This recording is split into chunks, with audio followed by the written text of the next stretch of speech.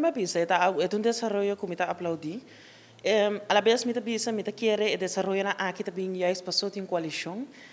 Internamente também pode um tiki me toezicht riba outro.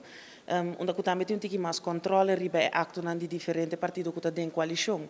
Então cada coisa começa a passar ministeriado, cada decisão começa a tomar, pergunta na crítico que está bem dilante. Pueblo tem Pueblo vota para a coalição, e sai votar também de resultado, então quer com motivo. O motivo também está com, toezicht internamente também para tomar lugar. Então, aqui definitivamente para mim é um processo que me pode aplaudir no momento na aqui para o que coisa é foco, é o entregamento de dossiê na openbare ministério, pero me tem seguro o desenvolvimento aqui a tomar lugar, juist para sobra de com o governo que está sendo formado. E esse é um governo de coalição.